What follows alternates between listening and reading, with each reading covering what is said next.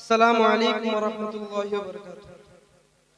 الحمد للہ رب العالمین والصلاة والسلام علی سید الانبیاء والمرسلین وعلی آلہ واصحابہ اجمعین، اما بعد فاعوذ باللہ من الشیطان الرجیم، بسم اللہ الرحمن الرحیم، وانتم الاعلون ان کنتم مؤمنین، صدق اللہ العظیم۔ وہ معزز تھے زمانے میں مسلمان ہو کر، وہ معزز تھے زمانے میں مسلمان ہو کر، ہم خوار ہوئے تاریخ قرآن ہو کر۔ محترم بزرگ و دوستو، آج میری گفتگو کا موضوع مسلمانوں کی تباہی اور اس کا علاج ہے۔ آئیے اس موضوع کے تحت ہم اپنی شاندار ماضی پر ایک نظر ڈال کر مستقبل کی تعمیر و ترقی کے سامنے تلاش کریں۔ قرآن پاک میں رب ذوالجلال نے ارشاد فرمایا، وَأَنْتُمُ الْأَعْلَوْنَ إِن كُنتُم مُؤْمِنِينَ، تم ہی سر بلند رہو گے بشرط کہ تم سچے پکے مومن ہو۔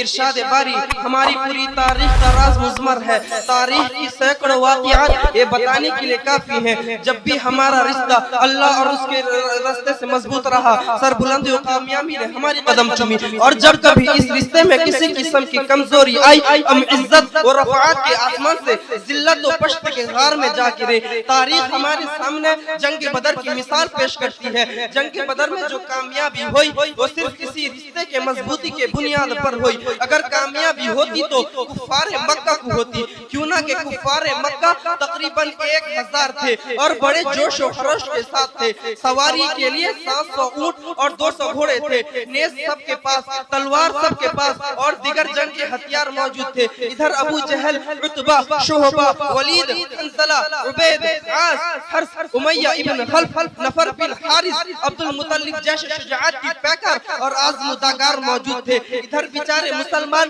بے سر و سامان کل تعداد 313 تھے۔ سواری کے لیے کل 2 گھوڑے اور 70 اونٹ تھے، ایک ایک پر 3 4 آدمی سوار تھے۔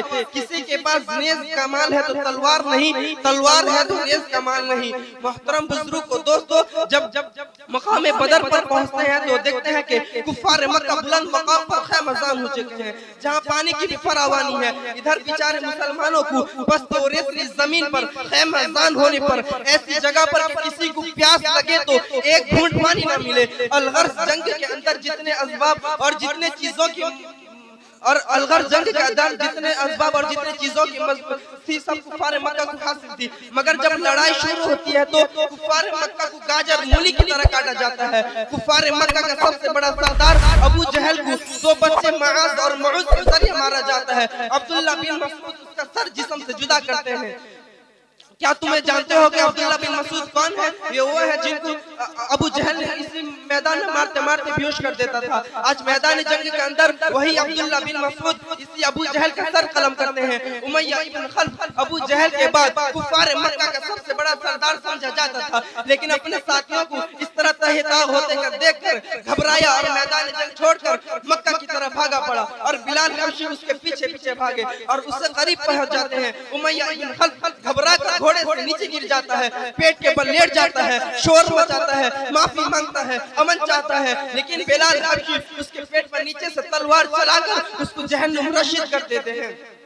اسلام کے نوجوانوں، کیا تم جانتے ہو کہ بلال حبشی کون ہے؟ اسی امیہ ابن خلف کے غلام ہیں۔ جب اسلام قبول کیا تو مکہ کے اندر دوپہر کے وقت تپتی ہوئی ریت پر لٹا کر پتھر کی بڑی بڑی چٹانیں رکھ دیتا تھا کہ کوئی حرکت نہ کر سکے۔ پیروں میں رسی باندھ کر مکہ کی گلیوں میں گھسیٹا جاتا، طرح طرح کی زیادتی اور تکالیف پہنچائی جاتی، یہاں تک کہ تکالیف دینے والے بھی تھک جاتے ہیں، اکتا جاتے ہیں۔ کبھی امیہ ابن خلف کا نمبر آتا ہے تو کبھی ابو جہل کا نمبر آتا ہے تو کبھی اوروں کا نمبر آتا ہے۔ کسی شاعر نے کیا ہی خوب کہا ہے، وہ سنگ گراہوں کے حائل ہیں، راستے سے مٹا کر دم لیں گے، ہم راہ وفا کے رہرو ہیں، منزل ہی پہ جا کے دم لیں گے۔ یہ بات آیا ہے دنیا پر، ہم پھول بھی ہیں تلوار بھی ہیں، یا بس میں جہاں مہکائیں گے یا بس میں جہاں مہکائیں گے، یا باطل کو مٹا کر دم لیں گے۔